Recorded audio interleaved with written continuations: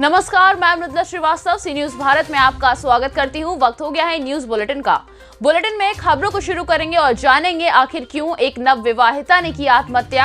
आगे देखेंगे आदिवासी किसानों ने एडीएम को अपनी किन मांगों को लेकर सौंपा ज्ञापन और अवैध इमारती लकड़ी को किसके द्वारा किया गया जब्त। ऐसी ही और भी तमाम खबरों पर आइए विस्तार से करते हैं चर्चा। खबर बांदा जनपद के तिंदवारी थाना क्षेत्र के कस्बे से सामने आ रही है, जहां पर एक 20 वर्षीय नवविवाहिता दहेज दालमों का शिकार बन गई। महिला का शव फांसी के फंदे पर लटका हुआ मिला। इसे देखकर स्थानीय लोगों ने पूरे मामले की सूचना पुलिस को दी। मौके पर पहुंची पुलिस ने शव को कब्जे में लेकर पोस्टमार्टम के लिए भेज दिया है और पूरे मामले की तफ्तीश में जुट गई है। पूरे मामले की जानकारी देते हुए मृतका नवविवाहिता ओमनी गुप्ता के पिता ने बताया कि इसी वर्ष बेटी का विवाह किया गया था, जिसके बाद से बेटी के ससुराल पक्ष के लोग लगातार उसे दहेज के लिए प्रताड़ित कर रहे थे और कुछ दिनों से 1 लाख रुपए की मांग कर रहे थे। मांग पूरी न होने पर लड़की को प्रताड़ित भी कर रहे थे और आरोप लगाते हुए उन्होंने कहा कि मेरी बेटी ने आत्महत्या नहीं की, बल्कि उसको फांसी के फंदे पर लटका दिया गया है, यानी कि उसकी हत्या की गई है। क्या नाम है आपका?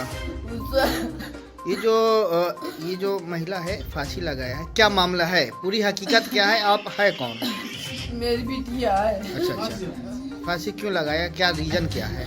इसका कोई दोष नहीं है, मगर इस ससुराल वाले ने मारा ही ने। बिटिया नहीं अपने मन से मर सकती है हमार। और बिटिया का नहीं बहुत दुख देते रही, कहाँ तक का नहीं दी नहीं बिटिया का नहीं। वो मारी नहीं चढ़ बिटिया मारो सोई के नंद मारो ससुर मारो और मड़ई मारो देवर मारो सारी भोसड़ी वाले कौनो तार से नहीं छोड़ेगा। भैया बहुत दुख दी नहीं बिटिया का मोरे। मैं कई बार दिन तो कि मैं बिटिया तो ही बुलाई हो रहा खिचड़ी का नहीं तो खेत बिटिया का मार। आपकी बच्ची आपसे फोन में कभी शिकायत करती थी? हाँ, बतावत रही है कि हम चाची लड़ा थे मारा थे हमारे लड़की मेरी चाची है। मैं कहा तो बिटिया तुम बुलाई हो खिचड़ी का तो कहती चाची मुआ ससुर कहा थे कि चाचा आई हो चाची है तो खेत के मरियो आ जाए मैं छाड़िया अब आके लड़त कहे नहीं आए हमसे। इनके पति और ससुर कहाँ हैं? ससुर के मुँह नहीं आवत, आप सामने तो नहीं आवत, साहब के सामने आवे। भैया क्या नाम है आपका?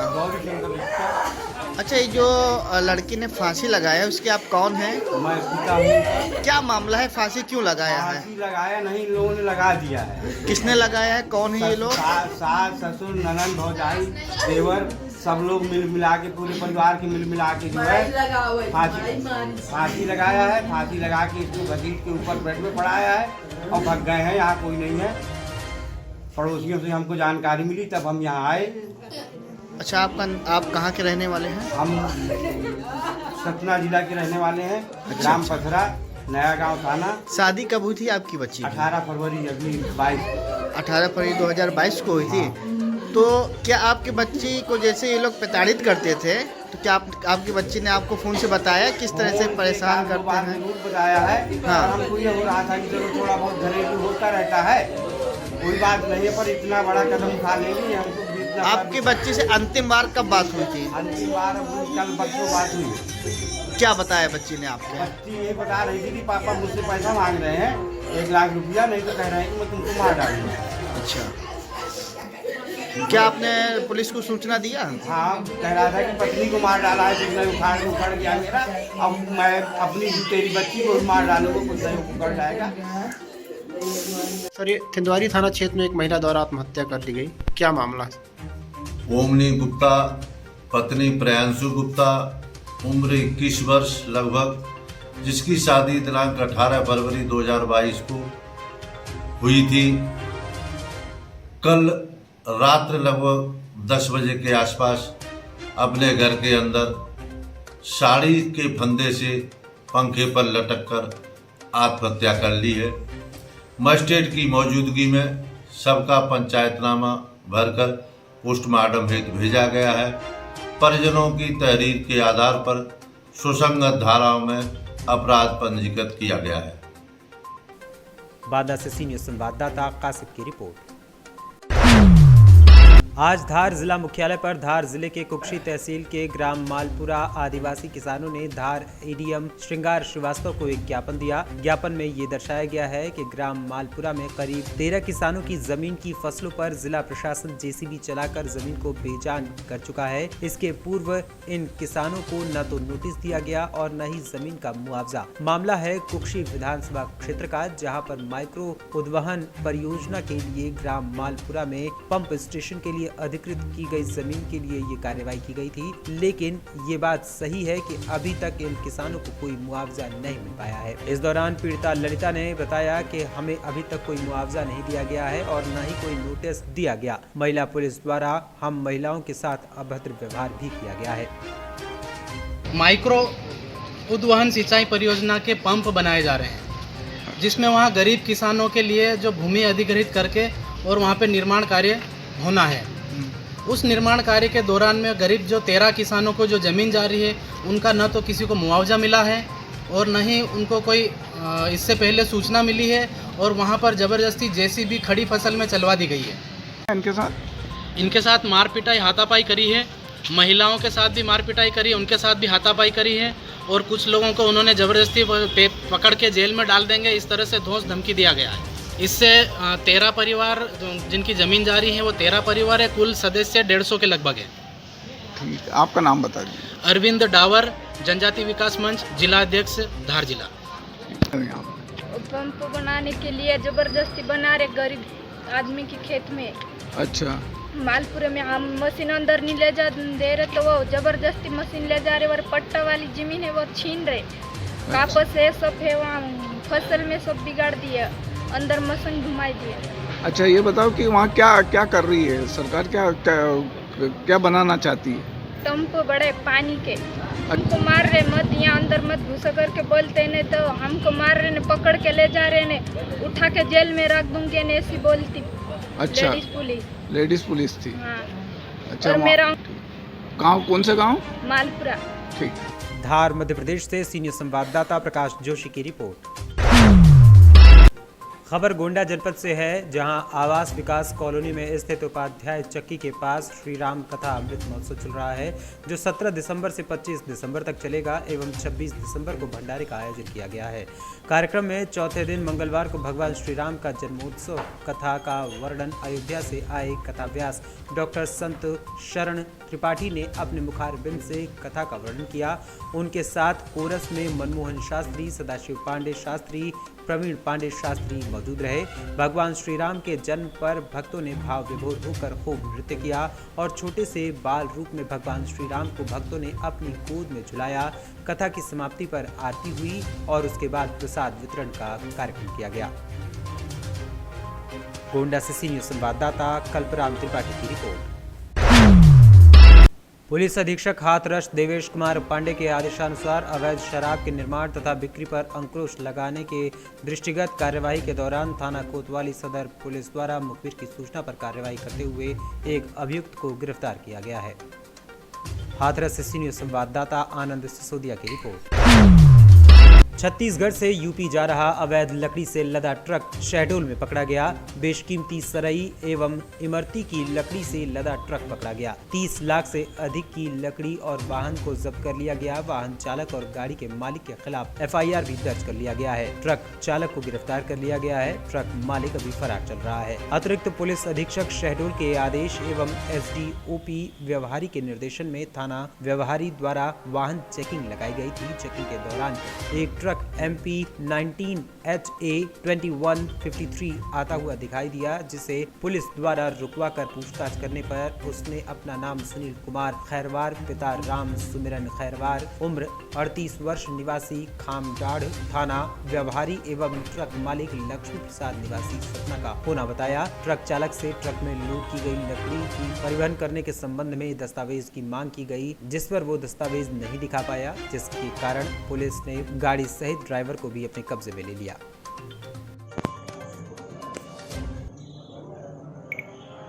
जी, क्या कुछ मामला है ये लकड़ी जो पकड़े हैं आप? जी, आज दिनांक 19/12/22 के सुबह 6 बजे जरिए मुखबिर सूचना मिली कि वाहन क्रमांक MP 19 2153 से अवैध सराई की लकड़ी जो जनकपुर से जयसिंह नगर होते हुए इलाहाबाद की ओर जा रही है। सूचना पर हमरा स्टाफ थाने के समक्ष प्राप्त सूचना के मुताबिक ट्रक को रोका गया और उससे ड्राइवर का नाम पता पूछा गया, जो सुनील खैरवार अपना नाम बताया, निवासी खामडांड थाना बिहारी का, जिससे पूछताछ में बताया गया कि यह जनकपुर की तरफ से लकड़ी लेकर आया है और कोई वैध दस्तावेज नहीं है। इसके मालिक लक्ष्मी प्रसाद राय के कहने पर वहां से ये वाहन पे लकड़ी लोड करके इलाहाबाद ले जा रहा था और इस संबंध में हमने परिवहन संबंध में दस्तावेज मांगे जो इनके पास नहीं होना, तो थाने पर फिर इनके विरुद्ध सुनील खैरवार और उनके मालिक के विरुद्ध 379/414 भारतीय दंड विधान एवं 5/16 वन उपज व्यापार विनियमन अधिनियम के अंतर्गत कार्रवाई की गई है और अभी उस पर जांच जारी है। शहडोल मध्य प्रदेश से सीनियर संवाददाता रजनीश शर्मा की रिपोर्ट। खबर गोंडा जनपद से है, जहां पर थाना देहात कोतवाली के अंतर्गत पथरी बाजार चौकी क्षेत्र गांव में गन्ना की खेत में किशोरी का शव मिलने से हड़कंप मच गया। आपको बता दें कि बीती शाम लगभग 4 बजे अपने घर से गन्ने के खेत में जानवरों के लिए चारा काटने किशोरी गई थी। घर लौट कर नहीं आई तो परिजनों ने गन्ने के खेत के आसपास काफी ढूंढा पर उसका पता नहीं चला। आज सुबह गन्ने के खेत में किशोरी मरी हुई पाई गई। परिजनों ने पुलिस को सूचना दी। मौके पर पहुंचे आला अफसर घटना स्थल का निरीक्षण करने में लग गए और निरीक्षण के पश्चात शव को कब्जे में लेकर पोस्टमार्टम के लिए भेज दिया है। गोंडा से सीनियर संवाददाता कल्पराम त्रिपाठी की रिपोर्ट। जौनपुर के मड़ियाहू तहसील में बदइंतजामी के चलते 12 गरीबों को कंबल नहीं दिए गए, जिसके कारण गरीब बिना कंबल के ही घर वापस लौट गए। कंबल लेने पहुंचे गरीबों को कड़कड़ाती ठंड के बावजूद कुछ को कुर्सी दी गई और कुछ गरीबों को बिना दरी बिछाए ही संगमरमर की फर्श पर बिठा दिया गया, जिसके कारण गरीब कांपते रहे और अधिकारी वीआईपी कुर्सी पर बैठकर आराम से मुस्कुराते रहे। बुधवार को तहसील प्रांगण में शासन की तरफ से गरीबों में वितरित करने के लिए 200 कंबल आए थे। तहसील क्षेत्र के हल्का लेखपाल अपने अपने क्षेत्रों के चिन्हित गरीबों को बुलाकर लेकर आए थे, जो सुबह 10 बजे के करीब तहसील प्रांगण में कंबल लेने के लिए पहुंच गए। उनको बैठने के लिए सभागार खोल दिया गया, लेकिन सभागार में 50 से ही कम कुर्सियां लगाई गई थी और मुसहरों एवं अन्य जरूरतमंद गरीबों की संख्या 200 के ऊपर मौके पर बुलाई गई थी, जिसके कारण तहसील प्रांगण में बदइंतजामी की कड़ियां शुरू हो गई। मड़ियाहू तहसील में आप किस लिए आए हैं? आज कम्बल नहीं मिला, सब आए विधायक जी के कम्बल नहीं मिला था। कितना बजे से आए हैं आप लोग? 8 बजे से। 8 बजे से। नाम लिखा गया था आपका? हाँ। आपका क्या नाम है? सनी। कौन सा गांव है? मड़ियाहू। मड़ियाहू कौन सा मोहल्ला? अच्छा, किस बस्ती में रहते हो? कौन से बिरादरी के हो? वनवासी। वनवासी है। क्या यहाँ किस लिए आए थे आप? कंबल लेने। कौन देने वाला था कंबल? विधायक जी। क्या बोले विधायक जी? अब आप लोग आए तो विधायक बोले खत्म हो गया। खत्म हो गया। आपका क्या नाम भाई? संजय कुमार। कौन सा गाँव? वडोदरा। किस लिए आए थे? मतलब आए रहे कंबल विदा। कितने बजे से आए थे आप लोग? 7:30 बजे आए थे। 7:30 बजे से। लेकिन अभी तक आपको कंबल नहीं मिला। गरीब को कंबल नहीं पाए भाई नेताजी। नाम है आपका? राजी। कौन से गांव है? कुत्तूपुर। किस लिए यहाँ बैठी हैं? चला वहाँ बैठा। किस लिए बैठी हैं? मिले। अब काय के लिए बैठी हैं? चलो काय यहाँ बैठी है? जमीन यहाँ पे है। चला बैठे। जौनपुर से सीनियर संवाददाता मनोज गुप्ता की रिपोर्ट। कौशाम्बी के थाना सराय अकिल अंतर्गत बड़ौदा ग्रामीण बैंक के कैशियर द्वारा बैंक के लगभग 41 लाख रुपए खर्च करने के संबंध में स्थानीय थाने पर अभियोग पंजीकृत कर अभियुक्त को हिरासत में लेकर अग्रिम विधिक कार्यवाही की जा रही है। इस संबंध में अपर पुलिस अधीक्षक कौशाम्बी द्वारा जानकारी दी गई। सर, एक गबन का मामला है, क्या है मुकदमा लिखे हैं? थाना सराय किल में कल एक मुकदमा पंजीकृत हुआ है। इसमें बैंक ऑफ बड़ौदा के कैशियर के ऊपर आरोप है कि उसने बैंक का 41 लाख रुपए अपने ऊपर खर्च कर लिया है और वो कैश में जब गिना गया तो 41 लाख रुपए का अंतर आ रहा था, कैश कम हो रहा था। उस पर मुकदमा पंजीकृत कर लिया गया है उनकी गिरफ्तारी कर ली गई है, जो शेष विधिक कार्रवाई कर ली गई। कौशाम्बी से सी न्यूज़ संवाददाता अब्दुल गनी की रिपोर्ट। मोतिहारी जिले के पकड़ी दयाल पुलिस को बड़ी कामयाबी हाथ लगी है। 12 साल से फरार नक्सली पकड़ी दयाल निवासी एवं टेलर मास्टर मुश्ताक मियां को गिरफ्तार कर जेल भेज दिया गया है। पुलिस के अनुसार वो 10 फरवरी 2011 में ढाका के एक ट्रक को शेखपुरवा बाजार पर नक्सली बंदी के दिन फूंकने में शामिल था। शेखपुरवा बाजार पर 15 से 20 नक्सलियों के द्वारा देसी कट्टा दिखाकर ट्रक फूंकने की घटना को अंजाम दिया गया था, जिसे लेकर पकड़ी दयाल थाने में प्राथमिकी दर्ज कराई गई थी, जिसमें कई अज्ञात पर केस भी दर्ज किया गया था। इस संदर्भ में जानकारी देते हुए इंस्पेक्टर सह थाना अध्यक्ष सरफराज अहमद ने बताया कि 10 फरवरी 2011 में ट्रक फूंकने के मामले में अनुसंधान के क्रम में 9 नक्सलियों को चिन्हित किया गया था, जिसमें 7 नक्सलियों को गिरफ्तार कर जेल भेजा जा चुका है। मुश्ताक मियां काफी दिनों से फरार चल रहा था। वहीं नक्सली साहिब मियां पुलिस मुठभेड़ में कुछ साल पहले मारा जा चुका है। मोतिहारी से सी न्यूज़ संवाददाता चंद्रिका सिंह की रिपोर्ट। खगड़िया जिले के अलौली प्रखंड अंतर्गत शुंभा पंचायत के शिव नारायण मध्य विद्यालय में मध्याह्न भोजन योजना का कुछ ऐसा हाल, बच्चे बेहाल, प्रधानाध्यापिका और बिचौलिए मालामाल हो गए हैं। सरकार बच्चों को दोपहर का भोजन मुहैया करा रही है, लेकिन असलियत तो ये है कि अन्य सरकारी योजनाओं की तरह मिड डे मील योजना भी भ्रष्टाचार की शिकार है। प्रधानाध्यापकों के इस भ्रष्टाचार के बाद बच्चों को कैसा भोजन मिलता होगा, ये आसानी से समझा जा सकता है। मिड डे मील योजना से बच्चों की जगह प्रधानाध्यापिका और बिचौलिए हृष्ट पुष्ट हो रहे हैं। पूरी योजना एक बड़े गोलमोल की भेंट चढ़ गई है। हद तो ये है कि इस भ्रष्टाचार में निचले स्तर से लेकर वरीय स्तर के पदाधिकारियों के भी हाथ एमडीएम के गोलमोल रंग में रंगे हुए हैं। मेरा नाम विनोद राम है। कैसे इसको पकड़े? इसलिए पकड़े कि बच्चा तीनों इधर से आ रही थी, सामान इधर हम बुलाए कि लड़की इधर आई, हमने पूछा कहाँ घर है, सुनबा इधर कहाँ जा रही है? बोले कि मैडम अमृति मैडम घर पर जा रहे हैं। क्या कहाँ जा रही है?